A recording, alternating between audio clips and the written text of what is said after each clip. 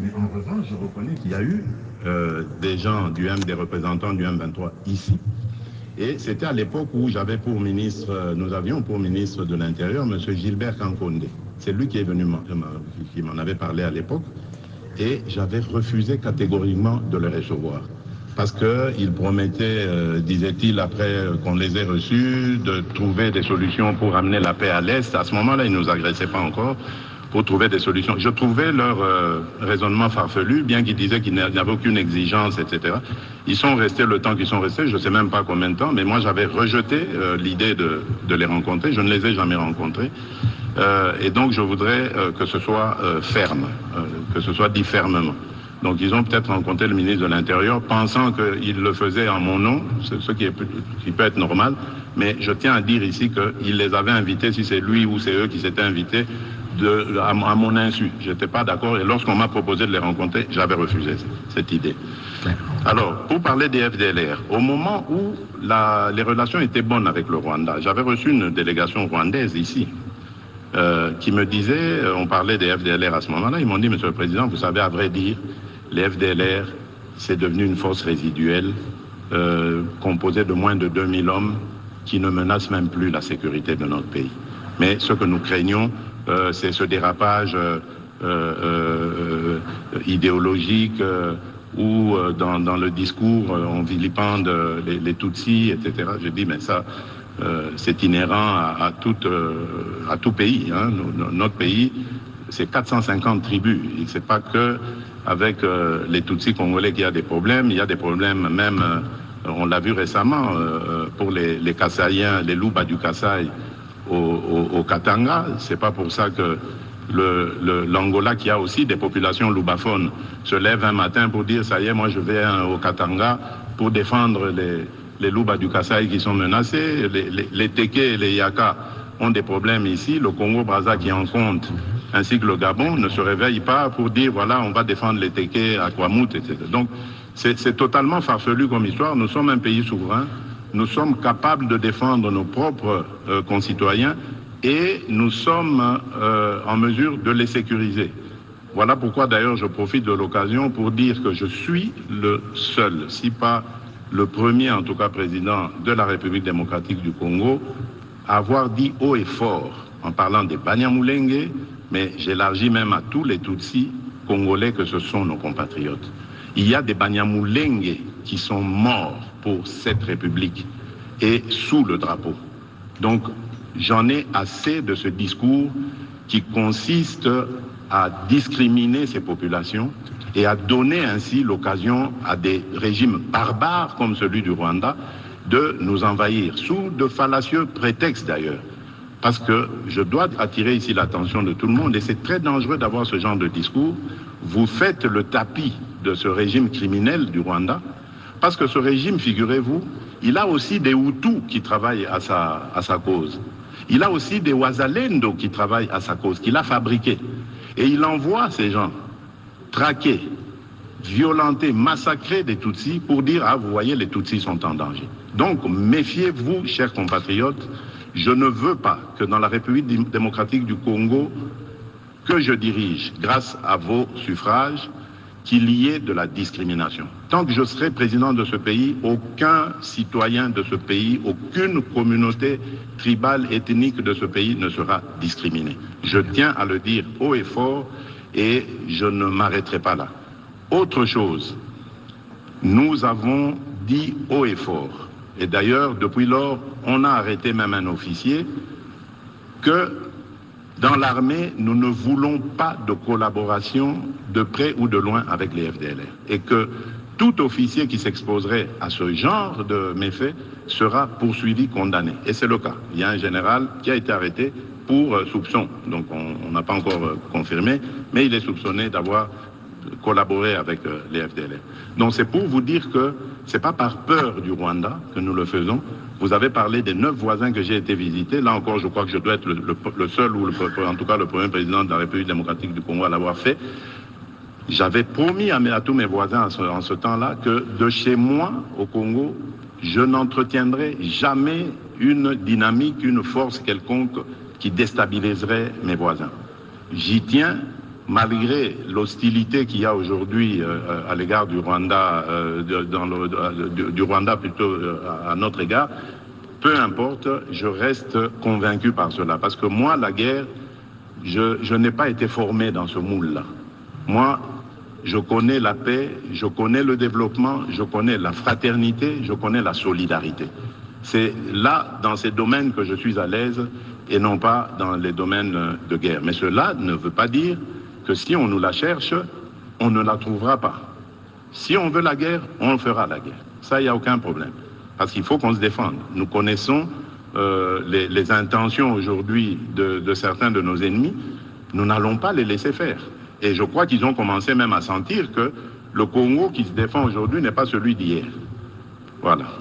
Monsieur le Président de la République, tout à l'heure, vous parliez justement de discussions que vous aviez eues à Nairobi. Je me souviens qu'à Nairobi, l'une des résolutions était que tous les pays qui avaient des groupes armés, ils avaient l'obligation de discuter avec les groupes armés. Bien sûr. La question des FDLR ne doit pas être... Et le Burundi avait commencé avec les Raids Tabara, ils avaient commencé, mais la question des FDLR, bon, elle est assez spéciale, et je crois que c'est vrai qu'il y avait ce volet-là que je devais...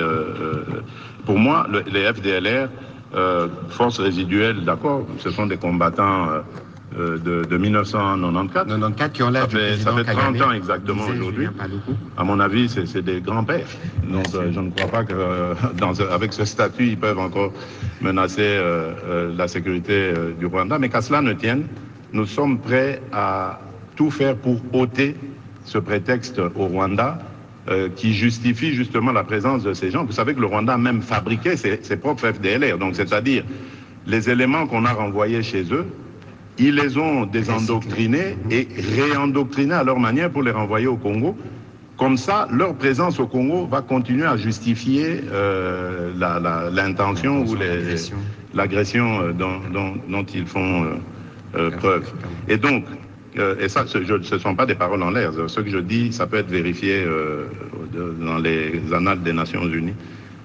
C'est de là d'ailleurs qu'on a eu les éléments. Donc c'est pour vous dire que nous sommes déterminés à ramener la paix dans ce pays et nous réussirons à le faire. Nous allons le faire, quels que soient les atermoiements du Rwanda. Avant de prendre la question de Mme Gaëlle, il y avait un dernier volet dans la question de Martial qui demandait comment évoluer les opérations militaires avec l'Ouganda, je pense, dans le Grand Nord. Ah oui, mais très bien. Jusque-là, en tout cas, je crois qu'on a mis sérieusement en difficulté les ADF, parce que, bon, rappelez-vous, c'est pour combattre les ADF que nous avons décidé de cette mutualisation de forces contre justement ces terroristes. Donc, pour les combattre. Donc, ça se passe bien. Il n'y a rien à dire de ce côté-là. La collaboration est parfaite jusque-là. Très bien. Madame Gaëlle Kibungu. Après, c'est ça, Madame Pamela Munazo. Bonsoir. Je suis très honorée d'être en face de vous ce soir. Merci. Et je ne saurais me dissocier de mon âme d'épouse militaire qui vous dit merci pour votre fermeté, en tout cas votre... vous tenez absolument à pacifier ce pays, vous motivez les troupes et aussi vous rassurez les dépendants. Merci beaucoup. Comme c'est écrit. Voilà. Alors ce soir, j'aimerais parler de Goma et de ses alentours. Nous savons que la situation est sous contrôle des FARDC, mais de l'autre côté, on sait que c'est des contrées où il y a beaucoup de population. Bien sûr. C'est des contrées vraiment occupées aujourd'hui de notre côté, et votre option militaire, puisqu'aujourd'hui vous êtes déterminé à y aller jusqu'au bout, à en finir avec l'ennemi, pas de négociation jusque-là. Certains pourraient le dire, vous êtes un peu entre le marteau et l'enclume. Ça veut dire, comme commandant suprême des armées, vous êtes obligé de tenir ferme dans cette option militaire, mais de l'autre côté, comme père de famille, vous avez des populations entières à protéger. J'aimerais bien savoir ce soir, pouvez nous dire jusqu'où comptez-vous aller en ce qui concerne l'option militaire?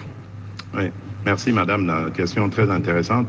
Je voudrais d'abord dire ici, à l'intention ou à l'attention plutôt de nos compatriotes sinistrés, déplacés de guerre, que l'État ne les a pas oubliés, le gouvernement ne les a pas oubliés, le président de la République ne les a pas oubliés. Ils demeurent dans nos pensées et dans nos priorités.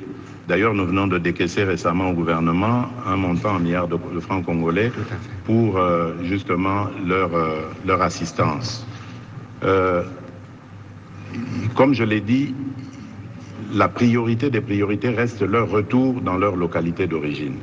Mais vous comprendrez qu'à ce stade, c'est très difficile de procéder à cet exercice parce que ces localités sont encore occupées. Alors, j'ai entendu ici et là, surtout de la part d'opposants, oui, mais ça fait longtemps que Bunagana est occupé, ça fait ceci. Non. Vous savez, ce qui se passe aujourd'hui en République démocratique du Congo, ce sont des douleurs d'enfantement d'un nouveau Congo. Nous ne voulons pas qu'ils partent simplement géographiquement et puis ensuite on remet nos populations pour que demain ils reprennent les mêmes aventures. Nous voulons une paix définitive. Voilà pourquoi nous parlons de montée en puissance de notre armée, comme jamais il y en a eu. Nous avons dépensé déjà des milliards de dollars pour que cette armée arrive à ce niveau aujourd'hui. Ce n'est pas terminé, on va continuer ça. Parce que la meilleure manière, la meilleure attaque, comme on dit, c'est la défense. Donc nous devons avoir une force suffisamment dissuasive pour décourager des aventuriers comme Paul Kagame, par exemple, aujourd'hui, à l'avenir, de venir jouer en République démocratique du Congo. Voilà. Donc ça, c'est le premier objectif que nous visons.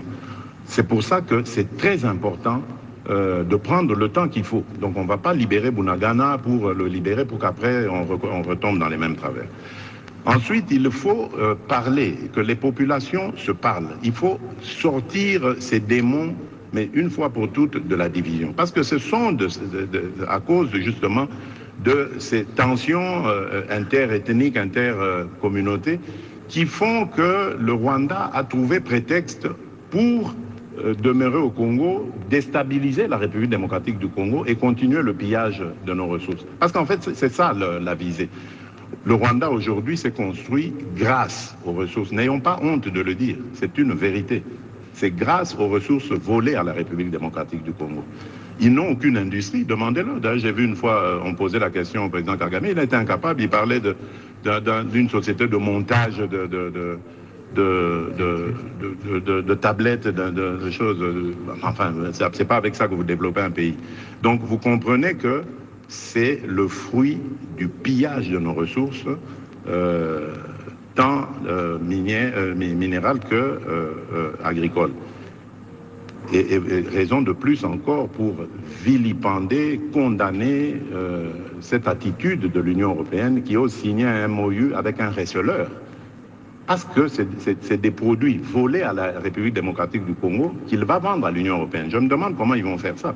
On en parlera peut-être plus tard. Donc voilà ce que je peux vous dire. Je tiens vraiment à rassurer nos compatriotes. Nous ne les avons pas oubliés. Un jour, je leur fais cette promesse. Ils vont rentrer chez eux, mais alors là, pour une paix durable et définitive. Parce que c'est ce Congo-là que je veux, ce Congo qui va se tourner vers son développement. Et nous l'aurons, ce Congo. Vous pouvez me faire confiance. Voilà, merci beaucoup, M. le Président de la République. On va enchaîner avec Madame Pamela Mounazo. Je reviendrai à vous, Madame Élisée Odia, pour votre question. Après, on prendra celle que j'avais vue de M. Willy Kalengai. Allez-y, Madame Pamela. Une petite précision tout à l'heure, lorsque le président parlait des Hutus, des Wazalendo, il ne faut pas le sortir du contexte, parce que je vois quelques réactions. Il disait plutôt que le Rwanda a des faux Wazalendo qu'il utilise et il recycle les FDLR qui étaient déjà ici. Oui, j'ai dit, il a ces Wazalendo. Ces Wazalendo. Voilà, donc c'est-à-dire, pour semer la confusion, il en a pris, fabriqué, il les fait passer pour des Wazalendo, alors que ce sont des traîtres, des traîtres à la nation. Ils se déguisent en Wazalendo, alors que les Wazalendo sont de braves patriotes, guerriers redoutables, que la nation ne doit jamais oublier, parce que ces gens ont pris les armes de leur propre chef pour combattre l'envahisseur. Donc, les Wazalendo sont des gens à honorer, à gratifier. Malheureusement, comme dans toute organisation, il y a toujours des esprits faibles qu'on prend, qu'on manipule, pour faire croire évidemment que l'état d'esprit des Wazalendo, c'est de massacrer les autres communautés. Ce n'est pas vrai. Ils veulent protéger leur pays et ils ont raison. Ils ont toute ma sympathie et tout. Et d'ailleurs, vous avez créé la réserve d'armée de la défense pour encadrer toutes ces forces. Madame Pamela Mounazo, allez-y avec votre question. Bonsoir, Monsieur le Président. Alors, le Conseil de sécurité des Nations Unies s'était réuni mardi dernier. C'était sur la situation sécuritaire en République démocratique du Congo. Concrètement, Monsieur le Président, par rapport, on va dire, aux décisions prises autour de cette rencontre, est-ce que vous êtes satisfait de cela ou plutôt inquiet? Et la deuxième chose, c'est de plus en plus, il y a des pressions qui sont exercées sur le Rwanda par la communauté internationale. Est-ce que vous pensez que ça va porter des fruits? Moi, je crois, et j'ai toujours dit d'ailleurs au secrétaire général des Nations Unies, à tous mes interlocuteurs, surtout ceux dont les pays sont membres du Conseil de sécurité, que notre satisfaction, nous l'aurons que lorsqu'il y aura des sanctions, que le Conseil de sécurité des Nations Unies décidera de prendre des sanctions contre le Rwanda. Parce que pour la même chose qu'a fait la Russie, il y a eu une pluie de sanctions. Pourquoi est-ce que dans le cas qui est similaire à celui de la Russie et de l'Ukraine, pourquoi est-ce que dans notre cas, il n'y a aucune sanction? Donc, tant qu'il n'y aura pas cela, tout ce qu'il y aura comme résolution, pour moi, sera, on va dire, peut mieux faire, comme mention. Sur les pressions exercées sur le Rwanda? Les pressions doivent continuer, c'est très bien, mais les pressions, lorsque elles ne sont pas entraînées de contraintes, ça risque de finir par lasser la personne ou l'institution qui est pressée, et finalement, ça risque de ne pas donner de résultat.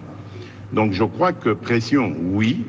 On a vu d'ailleurs que ils ont été assez affolés, ils ont eu des réactions un peu à l'emporte-pièce, mais ça ne suffit pas. C'est un bon début, on va dire, mais comme je disais tout à l'heure, s'il faut donner une mention, on va dire peut mieux faire. Et nous ne demandons que ça de la part de la communauté internationale, de faire davantage. Et ce serait justice pour les millions d'âmes congolais perdus. On va prendre la question de M. Willy Kalengai.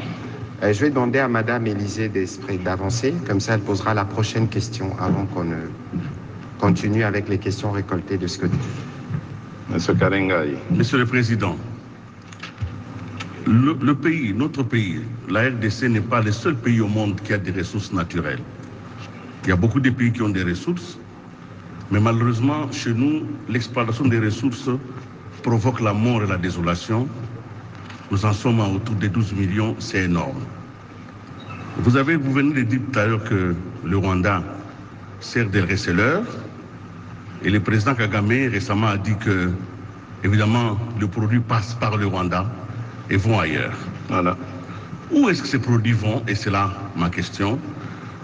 Au début, on pouvait se dire que derrière le Rwanda, il y avait des multinationales, il y avait des groupes mafieux, il y avait toute la pègre mondiale qui s'accaparait de nos richesses.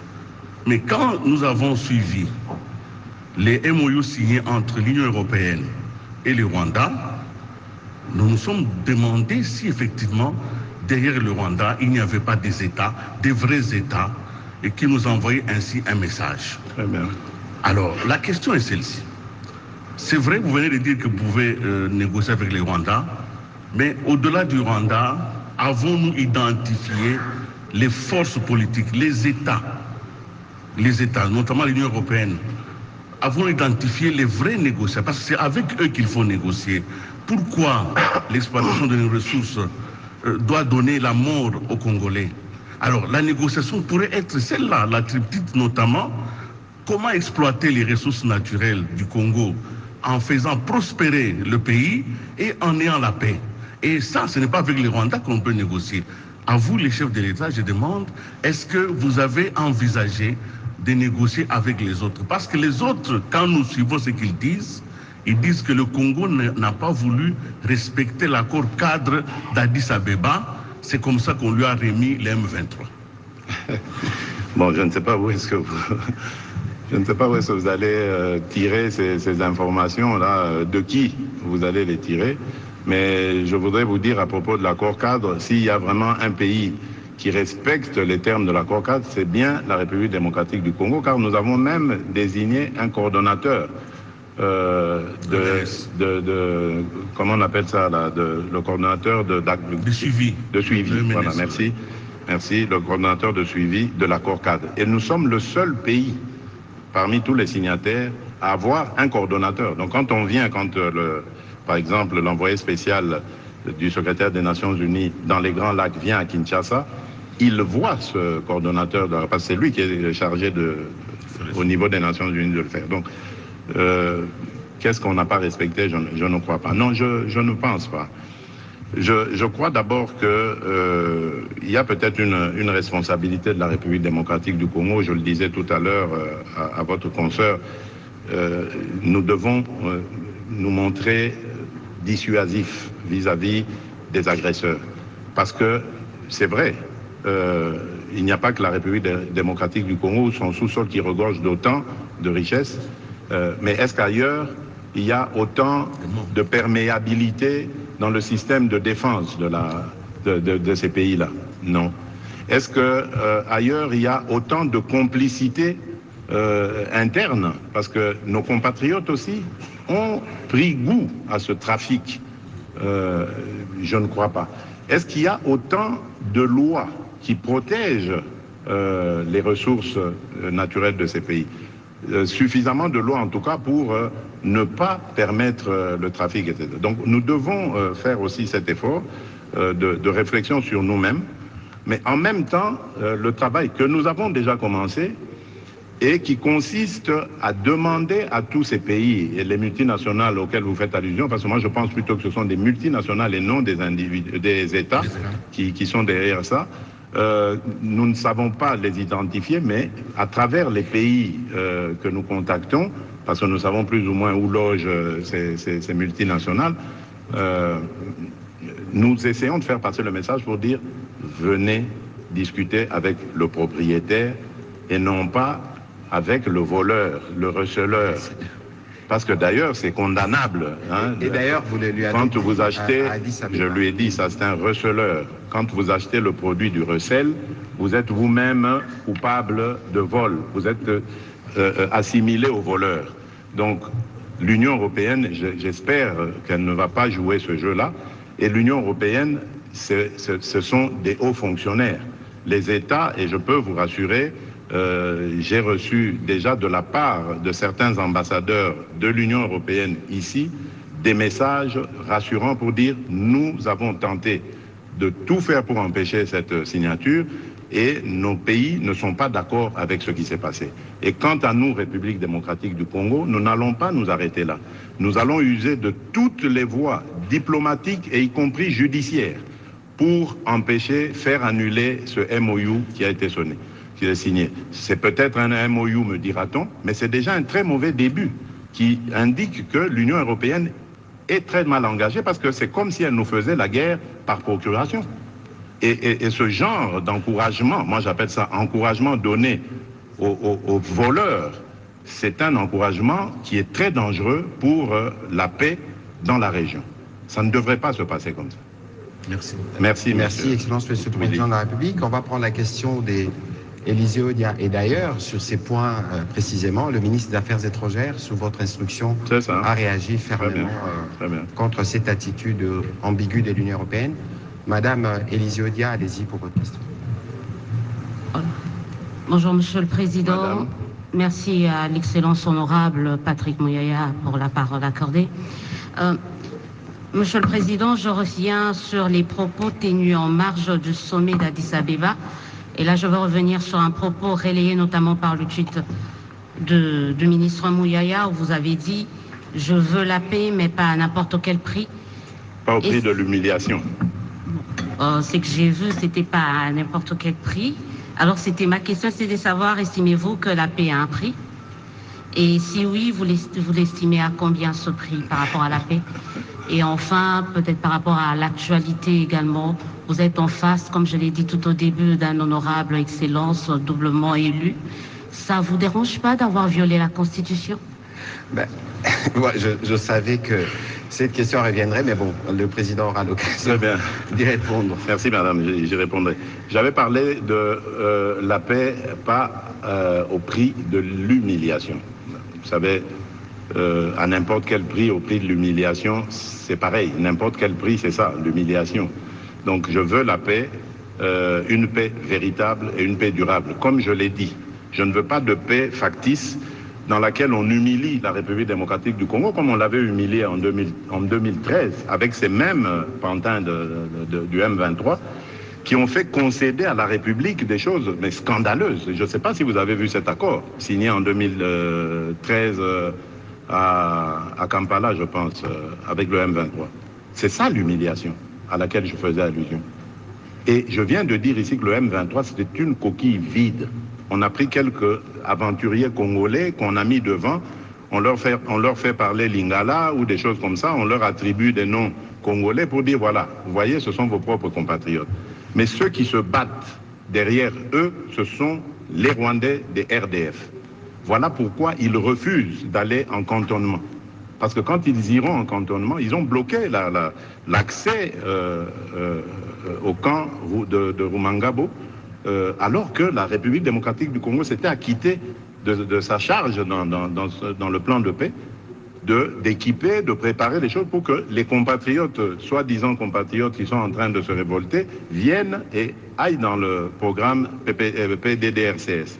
Ils ne sont jamais venus, ils ont même bloqué l'accès, et le ministre, le VPM Jean-Pierre Bemba l'avait suffisamment dénoncé dans tous les forats auxquels il a participé, toutes ces conférences régionales. Bon, donc c'est vous dire que de ce côté-là, c'est plus que certain que nous voulons la paix véritable, une paix vraie et durable, pas une paix factice. Ça, j'insiste. Alors, vous avez fait allusion à la violation de la Constitution. Non, je n'ai pas l'impression, madame, le mot est trop fort. Je n'ai pas l'impression d'avoir violé la Constitution. Je suis guidé, vous devez le savoir, je suis guidé par un seul idéal. Pour moi, le salut du peuple, c'est la loi suprême. Pour moi. Et en tant que chef de l'État, je crois que je suis le mieux placé pour observer et comprendre où est le salut du peuple. Et en ce moment, vous êtes témoin, vous entendez les questions de vos confrères. Le pays fait face à une situation particulière. Mais il n'y a pas que la situation sécuritaire. Il y a d'autres éléments. Je parlais par exemple de la situation financière. Dans quelques mois, nous allons terminer la revue du dernier programme avec le FMI, la 6e revue. Mais c'est un moment historique et hyper important pour la République démocratique du Congo. Et vous voulez qu'en ce moment, parce qu'il y a eu un règlement que je ne critique pas, que je ne condamne pas, à l'Assemblée nationale, qui exige au ministre de se déterminer dans les 8 jours, vous voulez que nous mettions le pays en difficulté, dans une situation de fragilité, par rapport à la situation sécuritaire, par rapport à la situation financière, mais il y en a d'autres, même la budgétaire, parce que le budget qui va être voté en fin d'année, c'est maintenant qu'il commence à se préparer. Et il y a plein d'autres éléments comme ça que je peux...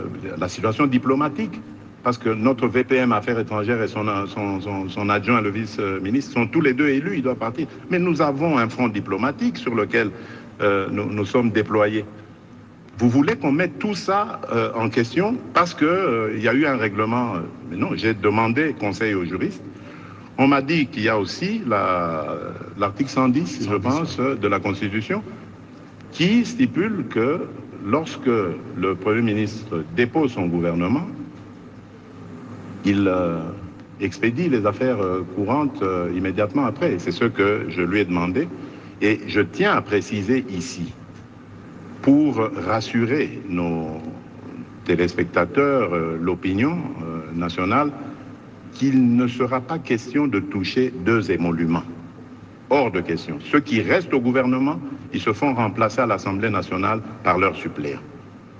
Pendant ce temps, jusqu'au moment où il y aura un nouveau gouvernement, si ce nouveau gouvernement est là, ceux qui seront retenus demeurent dans leur mission, les autres retournent à l'Assemblée nationale et ce sera à cette dernière de régler le problème avec les suppléants qui étaient là. Mais il n'est pas question de toucher 2 émoluments. Les ministres qui restent, tous vont rester là. Ils vont rester et toucher leur traitement de ministre. Donc ça, je tenais à le dire, parce que c'est plus ça qui me préoccupe. Le reste, c'est, j'allais dire, du juridisme. Bon, je laisse aux juristes le soin d'en discuter. Moi, ma mission, elle est de protéger le peuple, de protéger le sol congolais, et c'est à ça que je m'acquitte. Le reste... Voilà, on va prendre la question de Patrick Bomboka. Vous parlez des budgets, vous parlez d'économie. Et puis ce sera Pichu Mulumba, puis Christian Lusakweno. Allez-y, s'il vous plaît. Merci pour la parole, Monsieur le ministre. Bonsoir, Monsieur le Président. Bonsoir. Après la renégociation du contrat chinois, la République démocratique du Congo a pu arracher 7 milliards de dollars qui devraient être investis, comme annoncé, dans les infrastructures. Bien sûr.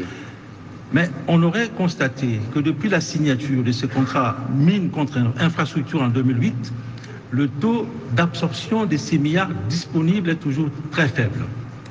Alors comment s'est rassuré cette fois-ci à la fois de la bonne gestion et de la bonne affectation de ces ressources? D'abord parce que nous avons commencé à renégocier. Donc ça, c'est déjà la preuve que, en tant que patriotes aimant ce pays, quand nous avons examiné ce qui avait été fait avant nous, nous avons constaté que c'était très mal fait et au désavantage de la République. Secondo, lorsque, malgré tout, ça a quand même été fait, c'est-à-dire de l'argent a été décaissé, je crois qu'on est presque à 1 milliard seulement de la part de... Eh bien, cet argent n'a rien fait. Est-ce que vous voyez des infrastructures grandioses, vous, dans ce pays? Non. Mais ça a fait la richesse de certaines personnes qui, pour la petite histoire, je vais vite dire ici, sont aujourd'hui dans l'opposition en train de s'organiser, même pour certains, pour déstabiliser la République démocratique du Congo. Voilà à quoi a servi cet argent. Mais bon, on en parlera peut-être à une autre occasion. Le travail est pour le moment fait par nos services de renseignement.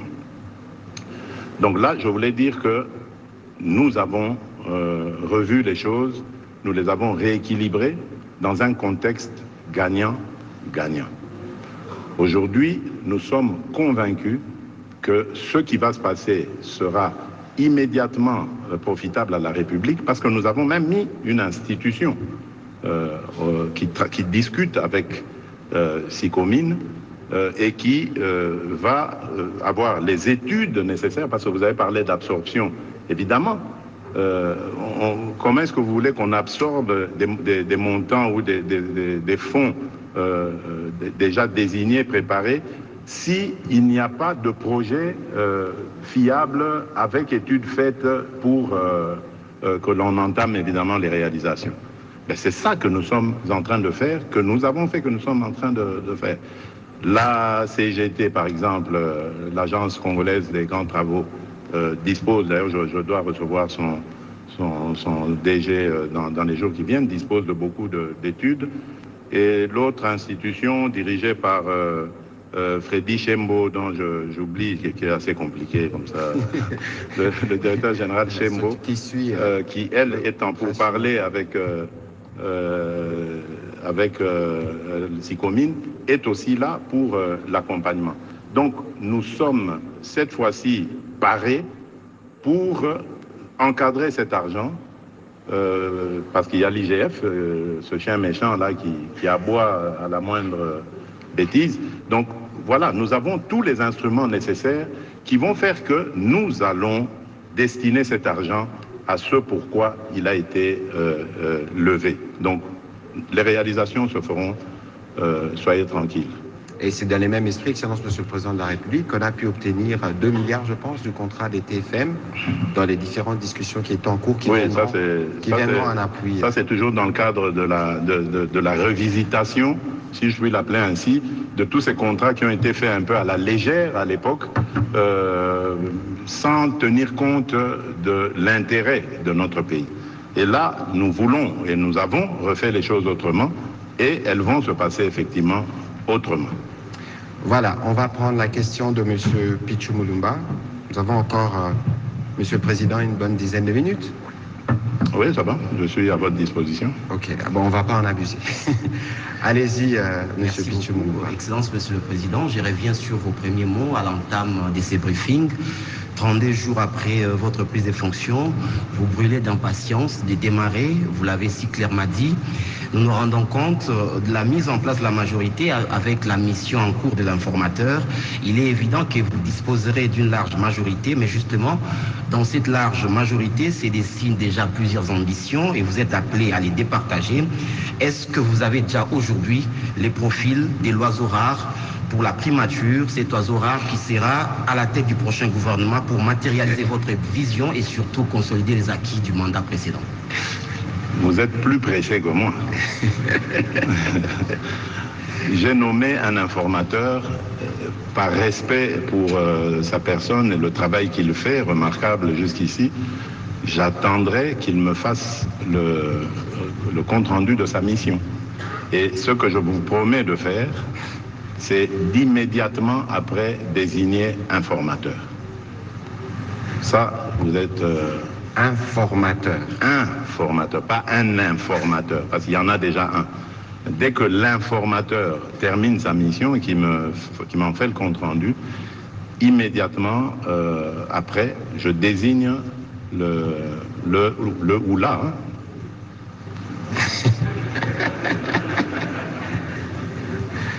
Il veut aller dans les pouvoirs discrétionnaires du président de la République. Soyez un peu patient. Non, mais ne soyez pas pressé. Moi, je ne le suis pas. Les ambitions, ça ne me fait pas peur. C'est tout à fait inhérent à la vie politique. On ne vient pas en politique pour se positionner simplement. On vient parce qu'on a un rêve, on a un idéal, on a des ambitions et c'est tout à fait légitime de les avoir. Ça ne doit pas faire peur. Nous avons une grande majorité, comme vous l'avez dit. Tout le monde ne jouera pas le même rôle, tout le monde ne jouera pas les premiers rôles, tout le monde ne sera pas ministre, tout le monde ne sera pas DG. Quoique, bon, DG, j'aimerais vraiment qu'on commence à réfléchir à dépolitiser l'administration. Mais enfin, voilà. Donc, l'essentiel ici, c'est de faire avancer le pays. Voilà, Monsieur Christian Dousakono. Bonjour Monsieur le Président, Monsieur le Ministre, merci. Bonsoir, Christian. Alors, ma consoeur Olysée Odia a presque vidé la question. Vidé ma question, mais bon, puisque vous nous avez permis de rebondir, je voudrais parler de l'alinéa 9 de la Constitution, en son article 110, que vous avez cité, qui parle de la fin ou de la suspension du mandat du député. C'était pas ma question, mais je vais la poser avant de vous poser la question que je voulais poser, qui fait suite aussi à celle qu'a posé le journaliste précédent. Y a-t-il un acte juridique qui permet à ces députés de suspendre leur participation à l'Assemblée? Entendez, avez-vous signé une nouvelle ordonnance? Non. Ça, c'est pour l'article 110. Non, je vous dis non déjà, je n'ai pas signé d'ordonnance. Maintenant, ma question, c'est... Question, vous voulez faire du juridisme? C'est pas... J'ai aucun souci ou aucune volonté dans mon chef de faire du juridisme, mais la République démocratique du Congo a une situation où elle nécessite que celui qui va prendre les rênes du gouvernement soit déjà bien au fait de ce qu'il va faire. Selon nos informations, l'informateur devrait vous déposer sa copie ce week-end. Vous dites que vous allez désigner le Premier ministre dans la foulée. Alors... non, le formateur.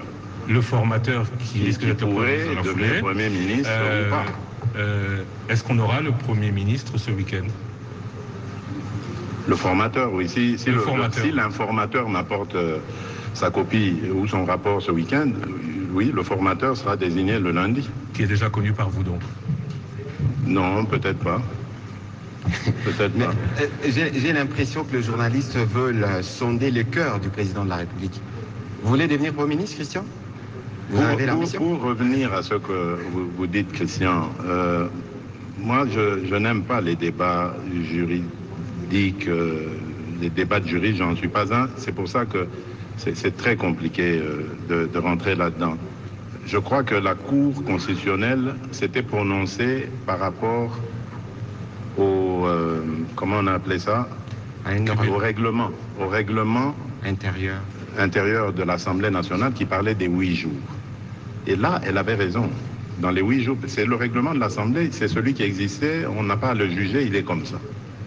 Mais moi, j'ai regardé plutôt l'article 110 de la Constitution, qui permet au Premier ministre de remettre sa démission et d'obtenir du président de la République l'expédition des affaires courantes. C'est ça qui m'intéressait, cet aspect-là qui m'intéressait, parce que j'ai une nation à sauvegarder.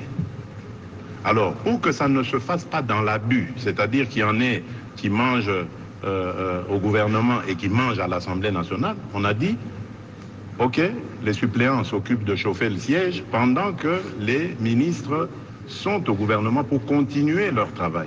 Parce que j'ai besoin qu'un pont soit mis entre ce gouvernement sortant et celui qui viendra après. Nous avons des dossiers hyper importants, hyper sensibles, que nous ne pouvons pas attribuer comme ça à un ministre, parce que s'ils partent comme ils allaient partir, on aurait des ministres qui ont 4, 5, 6 portefeuilles. Comment ils vont faire pour éplucher tous ces dossiers, même s'ils ont les meilleures équipes qui soient? Comment ils vont faire dans ce temps, dans ce laps de temps? C'est très dangereux. Moi, j'ai regardé la stabilité de mon pays, les responsabilités qui sont les miennes.